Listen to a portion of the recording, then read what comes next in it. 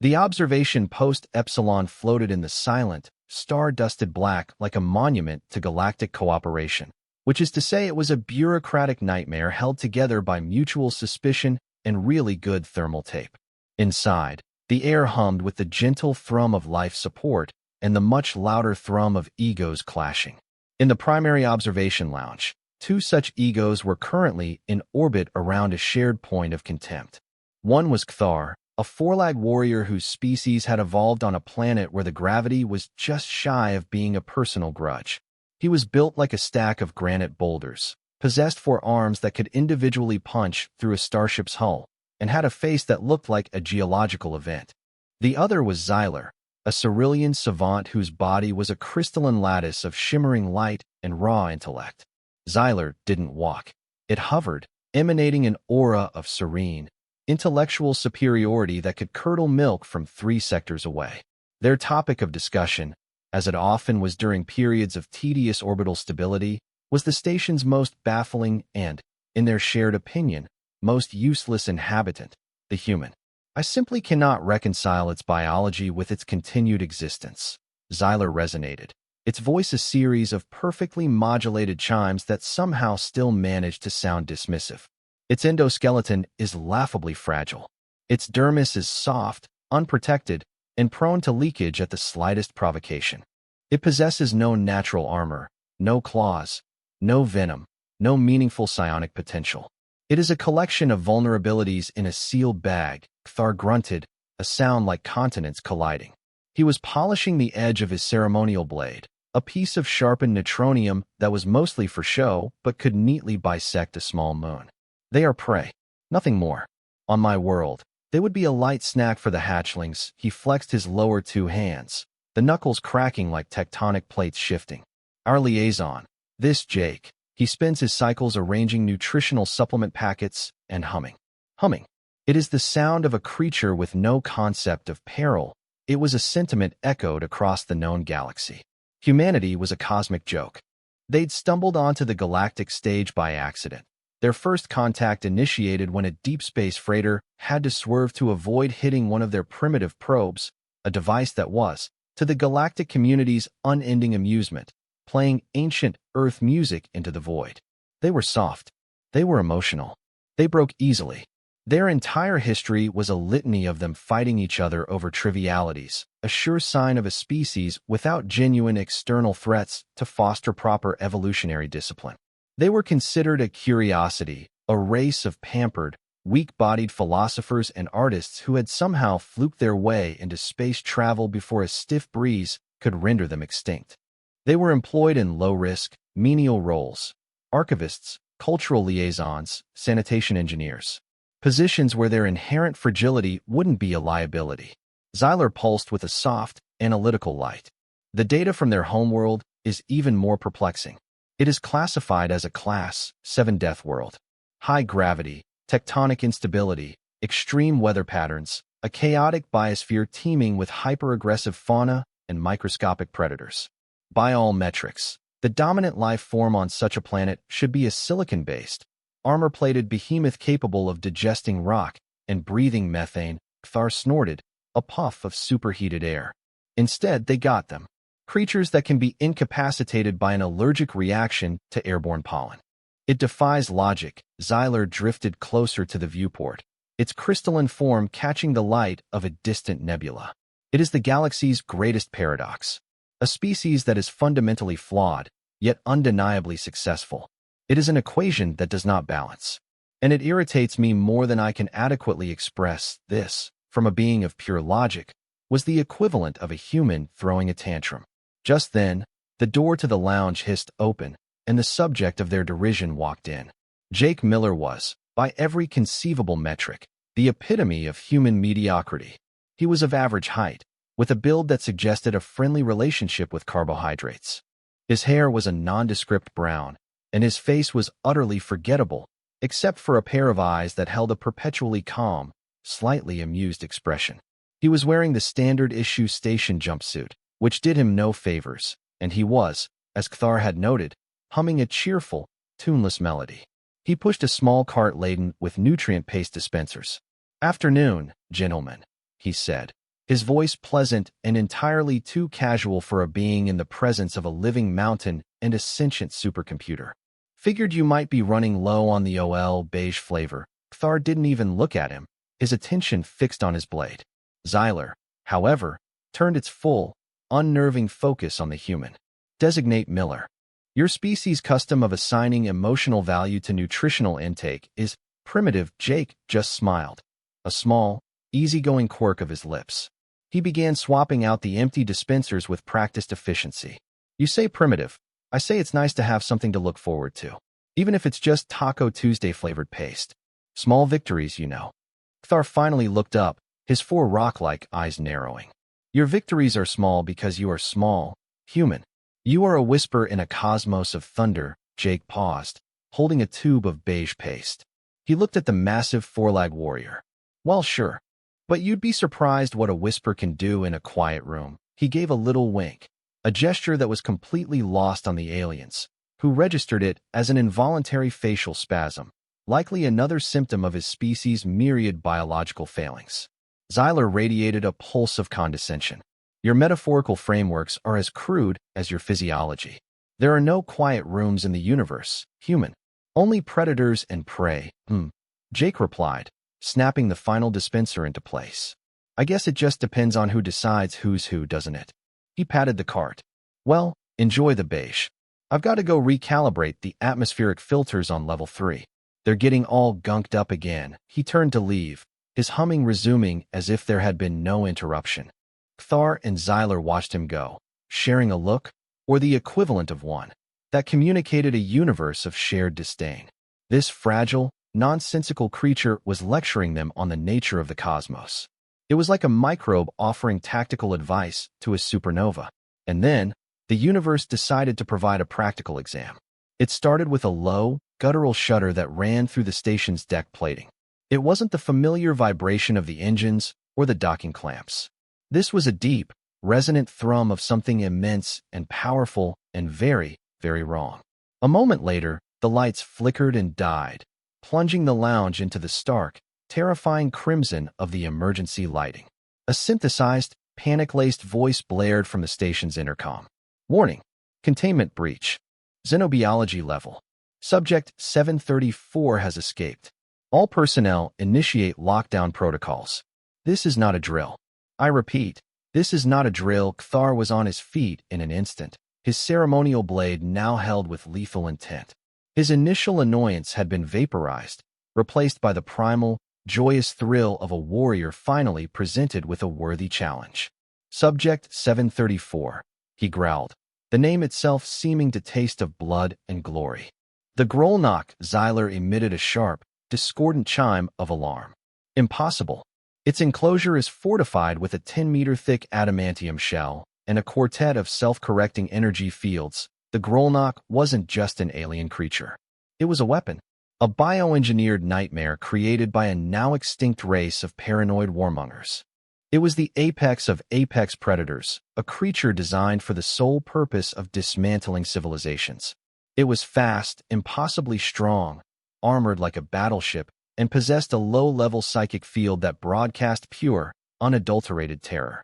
It was, in short, the single most dangerous thing on the station, and it was now, apparently, loose. The station's internal comms crackled with screams, the wet, tearing sounds of metal, and a monstrous, soul-shaking roar that was less a noise and more a physical violation of the air. The lockdown was failing. Bulkheads designed to withstand micrometeorite impacts were being ripped open like they were made of wet cardboard. Kthar's face was a mask of brutal glee. At last, a real battle. He charged out of the lounge, his heavy footfalls shaking the corridor, his war cry echoing over the sounds of carnage. For the honor of Forelag.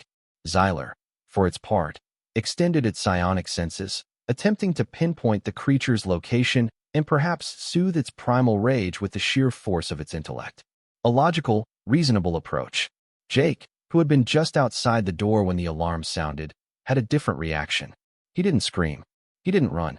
He didn't even stop humming, though the tune now had a slightly more pensive quality. He simply sighed, a long, put-upon sound that one might make upon discovering the coffee machine was broken. Oh, For crying out loud, he muttered to himself. He then calmly pushed his nutrient-paced cart into a nearby supply closet, closed the door, and looked both ways down the blood-red corridor as if he were about to cross a mildly busy street. The sounds of destruction were getting closer. He could hear Kthar's war cry abruptly cut off, replaced by a dull, heavy crunch and a grunt of pain. Another roar from the Grolnok echoed, this one triumphant. Xyler, still in the lounge, suddenly recoiled, its crystalline form flickering violently. A high-pitched whine of psychic feedback filled the room. Its mind, it is a vortex of pure rage. It is not an animal. It is a hurricane of instinct. The Cyrilian's calm, analytical demeanor was gone, replaced by the digital equivalent of sheer panic. Its attempt to mind-soothe the Grolnok had been like trying to calm a tsunami by thinking very hard at it. The psychic backlash had nearly shattered its consciousness. The station's two greatest champions, the ultimate warrior and the ultimate intellect, had been neutralized in less than a minute. One by brute force, the other by a psychic beatdown. And what was the soft, fragile human doing? He was walking, not running, in the opposite direction of the immediate danger. But he wasn't heading for an escape pod. He was heading for the commissary. Through the security monitors, which were still broadcasting a flickering, chaotic view of the station's descent into mayhem, Xyler watched, its processors struggling to compute the human's actions. Jake entered the empty commissary. The emergency lights cast long, dancing shadows. He ignored the overturned tables and spilled food. He walked directly to a beverage dispenser and drew himself a small cup of water. He took a sip. Then he went to the industrial kitchen. He rummaged through a drawer and pulled out a laser spatula, a common tool for flash frying scent steaks. He clicked it on and off, checking the power cell. Satisfied, he pocketed it. Next, he opened a large refrigeration unit and pulled out a package of raw meat, a slab of Grok's thigh, pungent and bloody. He didn't take the whole thing. He just sliced off a small, manageable chunk with a kitchen knife. His next stop was a janitorial closet. From it, he procured a roll of high-tensile thermal duct tape and a small, pressurized canister of industrial floor cleaner, the kind used for dissolving organic buildup.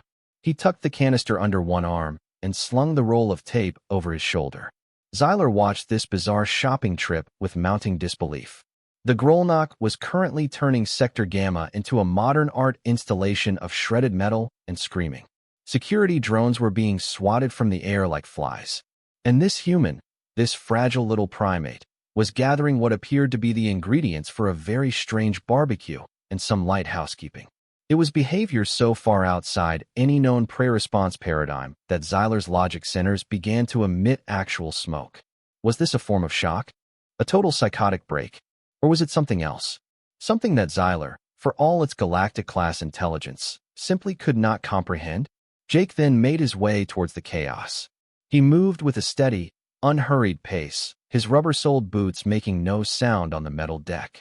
He passed the crumpled form of a security drone, its optical sensors dark. He saw the deep gouges in the walls, each one the length of a full-grown foreleg. He heard the Grolnok's chuffing breaths and wet, guttural snarls just around the next bend.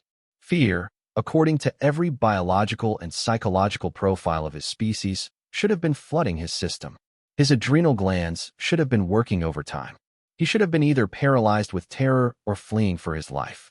Instead, he looked bored, resigned, like a man heading off to do a job he didn't particularly want to do but knew had to be done, like unclogging a drain or doing his taxes. He found Kthar pinned against a bulkhead, one of the foreleg's forearms bent at an unnatural angle. The warrior's neutronium blade was lying several meters away, embedded in the ceiling. The Grolnok stood over him, a creature of nightmare made real. It was easily 5 meters tall, a bipedal monstrosity of black chitinous plates, rippling muscle, and a forest of razor-sharp spines running down its back. Its head was a wedge of armored bone, with multiple sets of glowing red eyes and a mouth that opened to reveal rows of serrated, dagger-like teeth. A long, barbed tail twitched behind it, dripping a viscous, corrosive slime that sizzled on the floor. It had Kthar's chest plate in the grip of one of its 3-to-1 hands, and it was slowly, sadistically, crushing the life out of the mighty warrior. Kthar, to his credit, was still defiant, spitting curses in his guttural tongue. But he was helpless. The Grolnok lowered its head, its maw opening wide, preparing to deliver the final, brutal bite. On the monitor, Zyler watched, its light form dimming in despair. The station was lost. They were all lost. And then, a sound cut through the tension. A polite but firm cough. "Excuse me," the Grolnok paused. Its head, massive and terrible, swiveled slowly, its multiple eyes trying to locate the source of the interruption. Jake Miller was standing 20 meters down the corridor, one hand casually resting on his hip. He hadn't shouted. He hadn't brandished a weapon. He had simply coughed. Politely.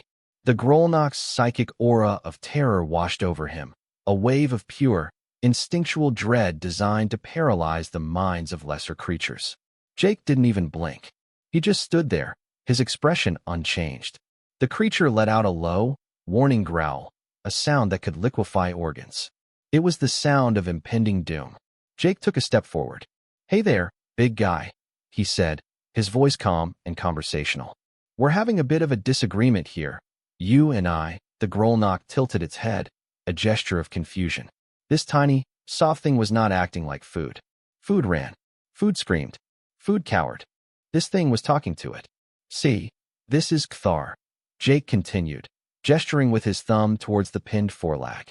"He's a co-worker, and we have a very strict no-crushing co-workers policy on this station. It's right there in the Employee Handbook, Section 4, Subsection B.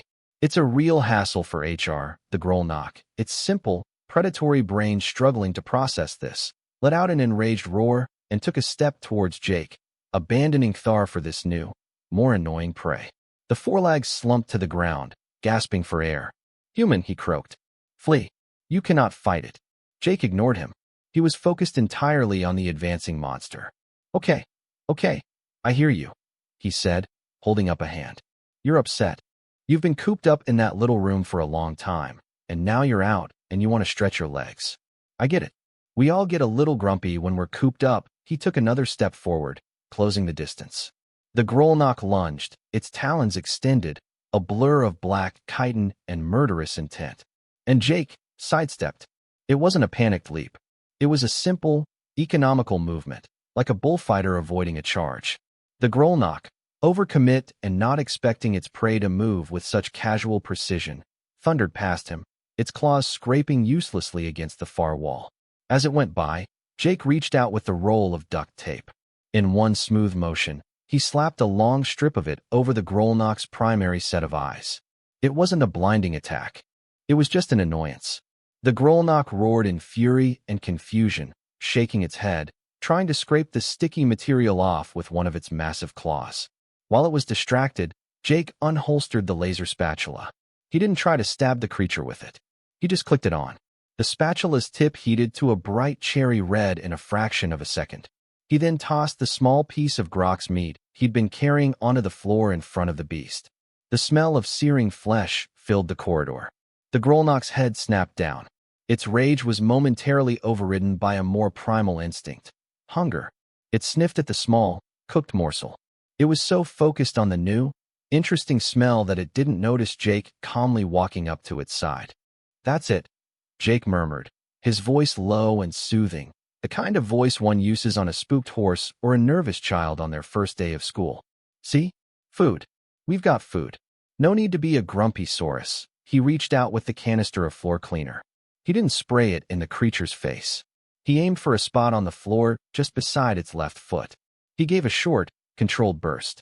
The highly concentrated cleaner instantly reacted with the Grolnok's corrosive slime that had dripped from its tail, creating a sudden, thick cloud of foul-smelling but harmless vapor.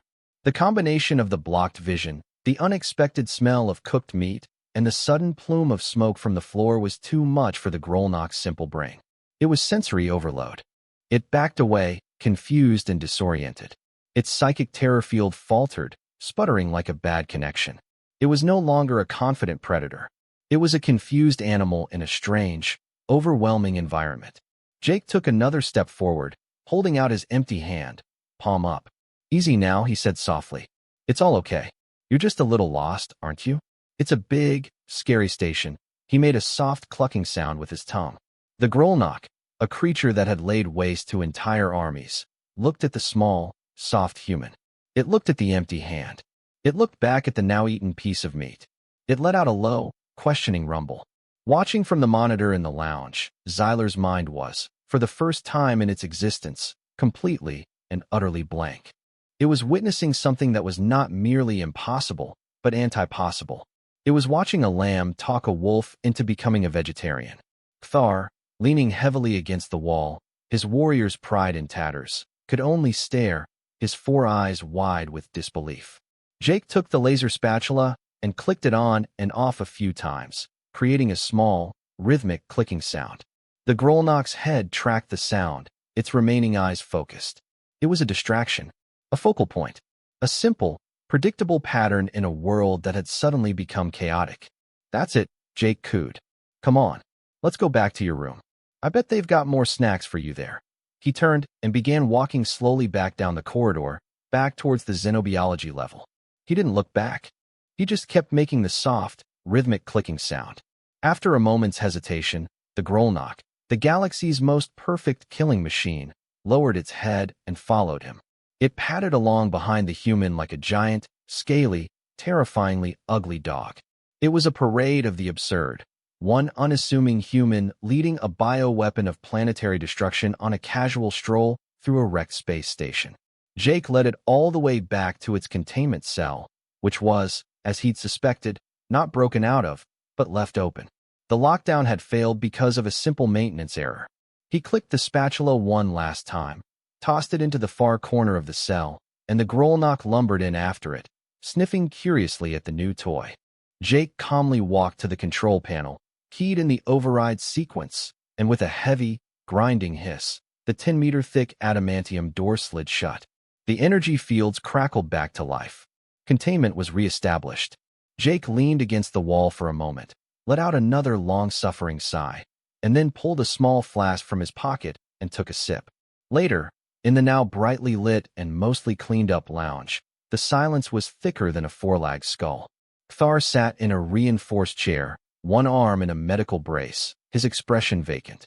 Zyler hovered, its crystalline form pulsing with a slow, confused rhythm. Jake was wiping down a console with a cleaning cloth, humming his tune again. Finally, Thar spoke, his voice a low, humbled rumble. "How?" It was the only word he could manage. Zyler amplified the sentiment. "The probability of your survival was 0.0001%. The probability of you subduing the creature without a weapon was statistically non-existent. Your actions were illogical, inefficient, and violated every known principle of predator-prey interaction. You must explain. The data is incomplete." Jake finished wiping the console and tossed the rag into a disposal chute. He turned to face them, leaning back against the console with a weary expression. "It's not that complicated, really," he began, and for the first time, his voice lost its folksy charm and took on a new, heavier quality. It was the voice of a teacher, patient and a little bit tired of explaining the same lesson over and over. "You guys look at me, you look at my species, and you see what's on the surface. Soft skin, no claws, no armor. You see prey.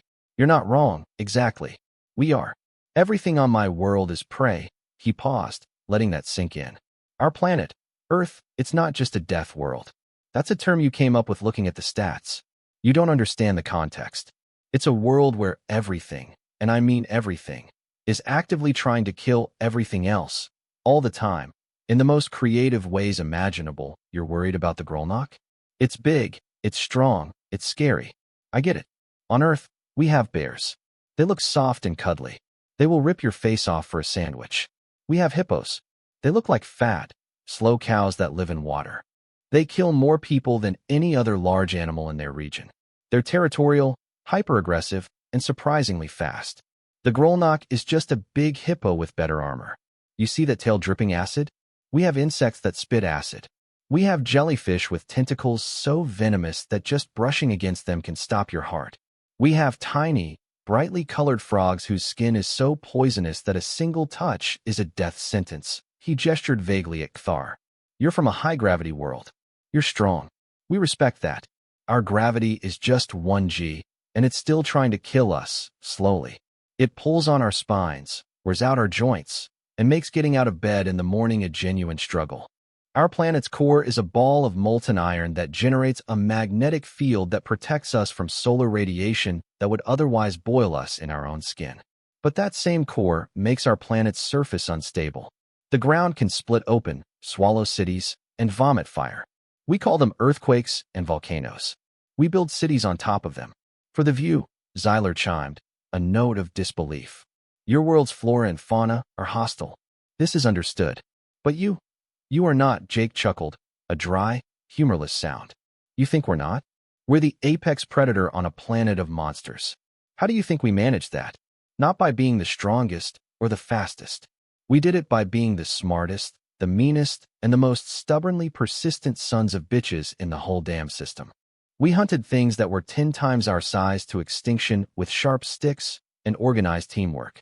We looked at the wolf, a creature of fangs and fury, and we didn't just kill it. We domesticated it. We convinced it to betray its own kind and guard our children in exchange for food and belly rubs. The Grolnok was easy. It's a predator. It understands dominance, territory, and food. I just had to convince it that I wasn't food and that I was in charge. That's not a fight. That's a negotiation. He started pacing now, the energy building in him. You think our biggest threats are the things with teeth and claws? You're not even looking at the right scale. The deadliest things on my planet are microscopic. Bacteria and viruses. Invisible armies that are constantly evolving new ways to hijack our cells and turn our own bodies against us. We've been at war with them for our entire existence. We've had plagues that have wiped out a third of our population. Your greatest warrior was taken down by brute force. I can be killed by a sneeze from the wrong person. That's why we're obsessed with sanitation. A simple paper cut can get infected and kill you. Do you have any idea of the kind of psychological fortitude it takes to live in a world where you can be murdered by a dust mote? He stopped and looked directly at them. You see weakness. You see our emotions, our fears, our anxieties. You see a species that cries and laughs and gets sentimental. You're seeing the survival traits. We need those things. Empathy allows us to build complex societies. Fear keeps us from petting the pretty, poisonous frogs. Anxiety is just a highly tuned threat detection system. We've weaponized softness. We've turned cooperation into a force multiplier that can reshape planets. You think we fight each other because we're primitive? We fight each other because we're the only things on the whole damn planet worth fighting. It's the ultimate training ground. He walked over to the nutrient dispenser and got himself a cup of water. You put me in a sterile, safe environment like this station, and my threat response system basically goes to sleep. The Grolnok getting loose? For me, that's just a Tuesday. It's a problem to be managed. You know what's really terrifying? Trying to teach 35-year-olds how to share. A Grolnok has predictable, instinct-driven behavior. A 5-year-old with a full juice box and a grudge is a chaos engine. You can't reason with it. You can't intimidate it. You have to use patience, redirection, and an advanced understanding of psychological warfare that would make your Cerulean mindbenders weep. I did that for 10 years. Kthar and Xyler were silent. The universe had been recontextualized for them. They were no longer a warrior and a scholar looking at a janitor. They were two beings, born and raised in relatively sane, predictable corners of the galaxy, staring at an emissary from a world of institutionalized madness. They were looking at a creature whose entire biology and psychology had been forged in a crucible of such unrelenting horror that it considered a genetically engineered killing machine to be a manageable behavioral problem. Every human quirk they had dismissed as a weakness was suddenly revealed as a scar from a battle they couldn't even imagine. Their humming, their love of flavored paste, their jokes, they were coping mechanisms. The armor of a species that lived on a razor's edge. Xyler finally broke the silence, its chimes soft, hesitant. Your personnel file. We must reevaluate the data. It accessed the station's records, its mind link instantaneous. Kthar watched, his one good hand clenching and unclenching. Xyler's light form flickered as it read the file. It pulsed a bright, shocked blue, then a deep, contemplative violet. It turned its focus from the screen to Jake Miller, who was now patiently waiting for the beverage dispenser to finish its cleaning cycle. Your primary designation, Xyler chimed, its voice filled with a new, profound, and deeply unsettling awe. Before your assignment here. Your occupation on your homeworld. Jake turned, a tired but gentle smile on his face. Yeah. Thar leaned forward, his whole body tense. What was it, human?